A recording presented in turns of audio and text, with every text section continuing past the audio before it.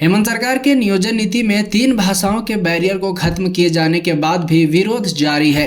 इससे पहले की नियोजन नीति को झारखंड के राज्यपाल ने वापस कर दिया था, जिसके बाद एक बार फिर हेमंत सरकार ने नियोजन नीति में भाषा के बैरियर को हटाते हुए सामने रखा है। लेकिन प्रमुख सत्ताधारी दल झारखंड मुक्ति मोर्चा के विधायक लॉबिन हेम्ब्रम ने विधानसभा सत्र के दौरान भी इस नीति के विरोध होने की आशंका जाहिर की थी। ऐसे में अब नियोजन नीति को लेकर युवा विरोध करने के मूड में है। छात्र नेता जयराम महतो ने सरकार को चेतावनी दी है कि अगर इस तरह से नियोजन नीति को लाया जाएगा तो राज्य के युवा बड़ा आंदोलन करेंगे। राज्य का एक पढ़ा लिखा युवा होने के नाते अगर राज्य जल रहा हो, राज्य में अगर गलत नीतियां सरकार लेकर आने की संभावना बनती है तो कहीं ना कहीं राज्य सरकार को लोकतंत्र का चौथा स्तंभ का सदुपयोग करते हुए एक संदेश देना कहीं ना कहीं हम लोग का कर्तव्य बनता है और उसी कर्तव्य का निर्वहन करने के लिए आज राजधानी आए हुए हैं। तो मैं आज फिलहाल जो एक संदेश चल रहा है, जो वर्तमान सरकार फ़ोन कॉल्स के माध्यम से लोगों से अपील कर रही है कि 60-40 की नीति कैसी रहेगी, तो जो 2016 में थी, यानी 60 झारखंडियों के लिए और 40 ओपन टू ऑल। तो कहीं ना कहीं अगर ये नीति अगर राज्य सरकार को बनानी ही थी तो वही सरकार रहती जो सरकार इस नीति को बनाई थी 2016 में। उस सरकार को इसीलिए हटाया गया क्योंकि 60 और 40 की नीति राज्य के हित में नहीं थी। राज्य के हित में इसलिए नहीं थी क्योंकि किसी भी राज्य में जो राज्य की नौकरियां हैं, वैकेंसियां हैं, उसमें 40% का रिजर्वेशन या फिर 40% ओपन अदर स्टेट के लिए, पूरे ऑल ओवर इंडिया के लिए नहीं किया जाता है। उसके लिए आज हम लोग बहुत मेहनत के साथ डॉक्यूमेंट्स के साथ आए थे और हम लोग चाहेंगे डॉक्यूमेंट्स को, हालांकि दिखेगा नहीं लेकिन फिर भी पढ़ सकते हैं। ये आपका जिला शिक्षा पदाधिकारी निदेशक पटना का है, जिसमें जमुई का है। इसमें क्या था कि कोल्हान के साथी का वहाँ शिक्षा विभाग में नौकरी लगा था। उन्होंने किस प्रकार उन्हें निरस्त किया कि इनका स्थानीयता झारखंड राज्य के कोल्हान प्रमंडल से संबंध रखता है और तो इनकी स्थानीयता को स्थानीयता के आधार पर इनकी नौकरी को निरस्त किया जाता है। तो उसके बाद आप देख सकते हैं बिहार राज्य का नियोजन नीति क्या है। कॉलम क्या है कि भारत का नागरिक हो और बिहार राज्य का निवासी हो। आप देख सकते हैं ये शिक्षा विभाग का लेटर है बिहार का, ओनली फॉर बिहार कैंडिडेट्स।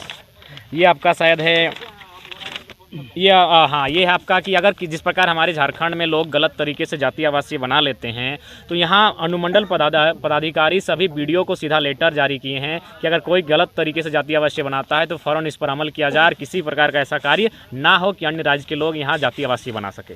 ये लेटर है, सरकारी लेटर है। अब बात आती है कि बिहार सरकार किस प्रकार अपने लोगों को ये प्रमाणित करता है कि बिहार राज्य का निवासी है। उसमें 4 कॉलम है। खतियान, दानपत्र, भूमि संबंधित दस्तावेज, भूमियों का आवंटित, जमीन से संबंधित अभिलेख। झारखंड में आप एक कॉलम जोड़ सकते हैं संस्कृति और भाषा को लेकर, आप स्थानीयता को परिभाषित कर सकते हैं। जब तक स्थानीयता को परिभाषित नहीं करते हैं तो हमेशा नियोजन पर सवाल होते रहेंगे। ये आपका छत्तीसगढ़, लोग हमेशा सवाल करते हैं कि हम लोग छत्तीसगढ़ के साथ अलग हुए हैं, तो देख सकते हैं छत्तीसगढ़ ने भी एक लाइन में स्पष्ट लिखा है कि छत्तीस राज्य का मूल निवासी हो। ये कॉलम है आपका मध्य प्रदेश का, जो हमारा और एक राज्य है, बड़ा राज्य है। यहाँ भी स्पष्ट लिखा हुआ है साफ शब्दों में कि मध्य प्रदेश का स्थानीय निवासी हो। कुल मिलाकर क्या है? कुल मिलाकर हमारी मांगे यही है कि झारखंड में कॉलम कब बनेगा कि झारखंड का निवासी हो। अब थोड़ा दिखाई देते हैं झारखंड के लेटर को। आपने देखा बिहार की वैकेंसी में लिखा था कि बिहार राज्य का निवासी हो। उड़ीसा का तो अभी पढ़े ही नहीं है तो बड़ा मजा आएगा। उड़ीसा में तो इतना बैरियर है कि कोई वहाँ घुस ही नहीं सकता है। लेकिन ये है झारखंड, ये झारखंड के आचार्य की बहाली है। यहाँ कहीं कॉलम दिखा है कि झारखंड का निवासी हो? कहीं कॉलम है? आप लोग मीडिया के बंधु देख सकते हैं, आपको सारा डॉक्यूमेंट्स हमने आपके सामने प्रेजेंट किया। उसमें स्पष्ट अन्य राज्यों की वैकेंसी में कि उस राज्य का, भारत का नागरिक हो लेकिन निवासी उस राज्य का हो। यहाँ कहीं कॉलम नहीं है जहाँ लिखा हुआ है कि वो झारखंड राज्य का निवासी हो। साफ एक लाइन में लिखा है भारत का नागरिक हो। इससे बड़ी दुर्दशा और इससे बड़ा बेईमानी इस राज्य के युवाओं के साथ, इस राज्य के युवाओं के भविष्य के साथ शायद ही कोई सरकार कर रही होगी। तो इसलिए आज के प्रेस कॉन्फ्रेंस का उद्देश्य यही है कि राज्य की सोई हुई सरकार, भगत सिंह भी कहते हैं कि कभी कभी बहरों को जगाने के लिए थोड़ा सा बोलना चाहिए। तो हम लोग तो भाई बम का नहीं, कम से कम आर्टिकल 19 जो हमारी अभिव्यक्ति की आज़ादी है उसका प्रयोग करते हुए, प्रेस का प्रयोग करते हुए राज्य सरकार को ही संदेश देने के लिए आए हैं। जब आपके ही पड़ोसी राज्य में इस प्रकार के नियम हैं तो फिर आप इस तरह के नियम क्यों नहीं बना पाते हैं? दूसरा बात, ये हर चीज़ केंद्र को लेकर जाती है।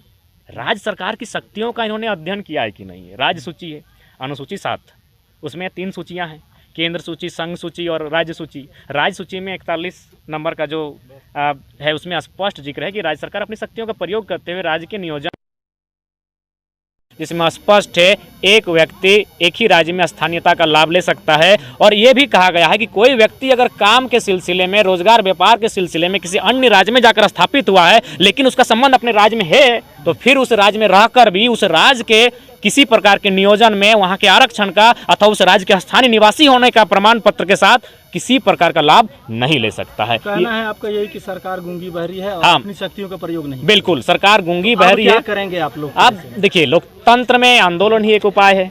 छात्र को हम लोग गोलबंद कर रहे हैं, उसके बाद हम लोग ये भी कह रहे हैं कि भैया छात्र का आंदोलन है तो छात्रों को में क्या इसकी रायशुमारी है। अगर छात्र 60-40 में खुश है, अपनी दुर्गति में खुश हैं, तो आप क्या कर सकते हैं।